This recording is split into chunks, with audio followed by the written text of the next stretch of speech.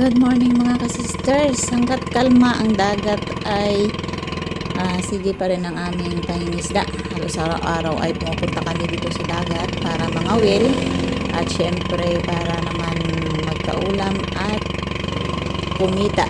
Kung marami kaming huli ay ibibinta namin. So andito na nga kami sa aming spot para mangawil at una dyan ay nakakuha si Mister ng unang huli at ako naman ay yung pangalawa. Napansin ko mga ka-sister sa sobrang kalma ng dagat halos hirap naman pala makapahuli ng isda dahil sa sobrang kalma siguro at talagang hindi ito yung panahon na nagpapahuli yung isda. Laging kaunti ang kinukuha namin o laging kaunti ang nakukuha namin. Siguro nga ay namimili siguro yung isda dahil sa pamain na pinapain namin sa kanila. Yung pain na ginagamit namin ay gawa lamang sa alpaca or crystalite. Magang maaga pa mga ka-sisters ay nandito na kami sa gitna ng dagat at napansin ko na sa sobrang kalma ay napakainit, maalinsangan dahil halos wala akong naramdamang hangin na malakas. Ganun pa man ay pinagtsatsagaan namin na makahuli at syempre nga wala naman tayong ibang pinagkakaabalahan kundi mangawil. Maliban sa pangawil ay may kaunting garden tayo. After nyan ay pupunta tayo ng garden pag nakauwi na kami. Hindi nga kami nakahuli ng marami doon sa pinuntahan naming spot at ito na naman, nag-ride na naman kami ni Mister para pumunta sa ibang spot ng isda at baka makapahuli tayo ng mas marami.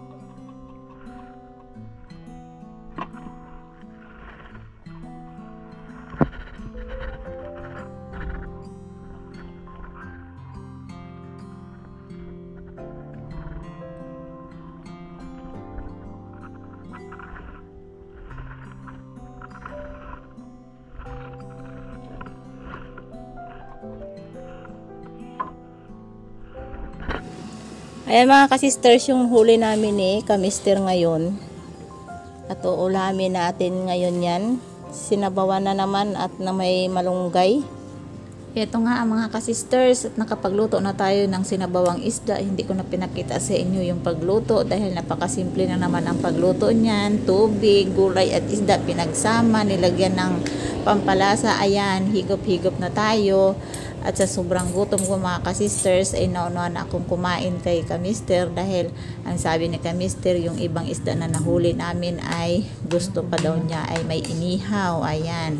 masarap naman talaga kumain nga naman ng sinabawang isda, tapos may inihaw pa tayong pinaka appetizer. Napaparami na naman ang kain natin yan mga ka-sisters, dahil siyempre nga gutom na bago kami nakauwi dito sa bahay, at talagang yun lang ang nahuli namin at yun lang talaga siguro ang naibigay sa atin. So salamat na lang tayo sa araw-araw, dahil maliban sa isda na biyaya ay may lakas pa tayo para araw-araw tayong maghanap buhay.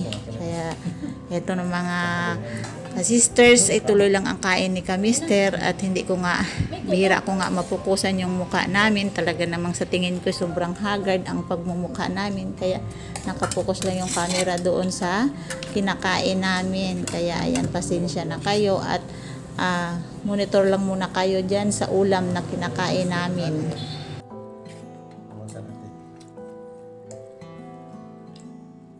Kain ka tayo? Bakit? Ha? Kumain na kayo doon? Ano ulam niyo doon? Isda din? Kain po tayo mga ka-sister. Dito na kami kumain. Nabot kami ng ano sa tanghali nito.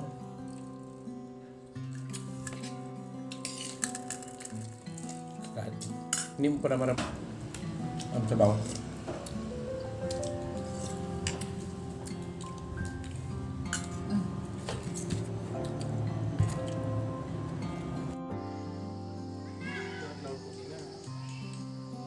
Hello mga ka-sisters, ayan, pagkatapos namin magsabikin ni Kamister ay nagsaglit ako dito sa aking munting garden, dahil magtatanim ako ng papaya.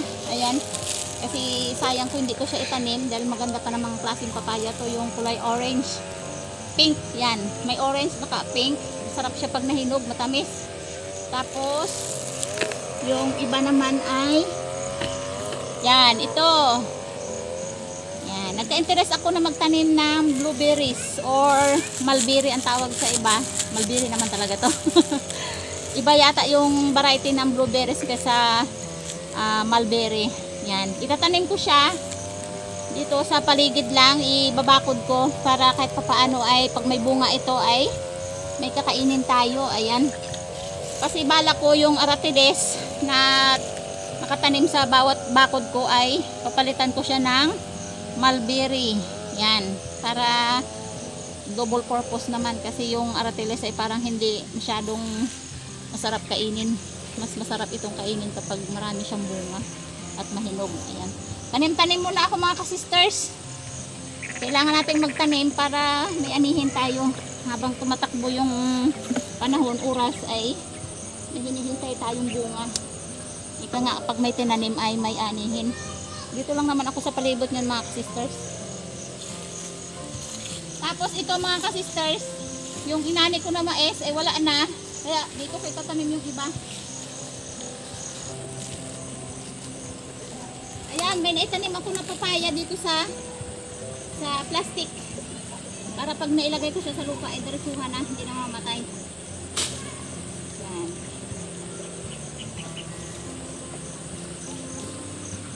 Ang isa, kailangan kasi nito ay yung hindi matubig para hindi siya malanta. Yan. Kaya nakikita yung mga aratiles, pag nabuhay na yung mga tanim ko, puputulin ko yan para mapalitan ng bago. May mga papaya ko doon mga ka-sisters, oh. Yan, ang daming bunga. Ito rin yung variety na tinanim ko. Kaya mas maganda yung marami kayong tanim, dahil hindi naman umiiyak yung lupa pag taniman. At ito na talaga yung buhay natin dito sa probinsya. Tanim, kailangan magtanim kaysa magbili, saka maging sa kapitbahay. Maganda may sarili tayong pinagkukunan ng ating kailangan araw-araw. Yan, bali ipatumba ko lang muna siya. Yan, kasi pag tumaas siya nagaganyan yan.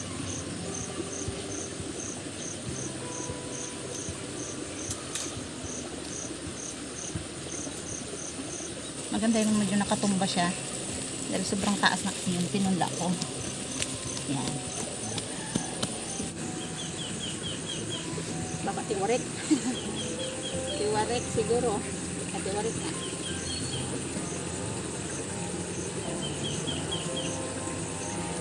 Masilan. Kapag itinanim mo lang siya ng maayos, lalo ngayon umuulan, talagang siguradong mabubunga yan siya. Kaya ito ay aratiles. Pag lumaki ito, putol si aratiles. Kasi hindi ganong malaki ang serbisyo niyan sa atin. Bali nagbigay lang ng lilin.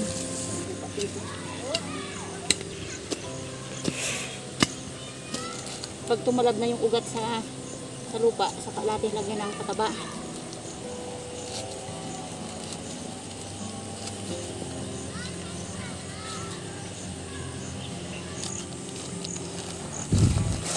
Okay, dami langgam. Langgam pa more. Nilanggam na. Yan, ganyan na muna siya.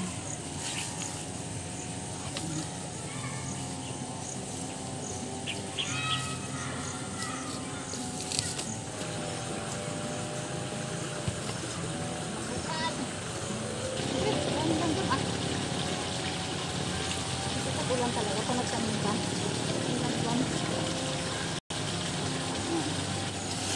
Na papaya.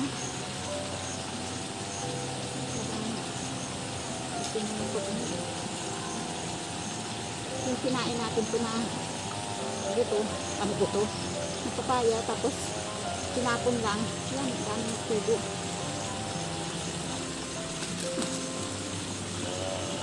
Mag-araw. Meron maglinis na mag-ulan, malagkit ang lupa.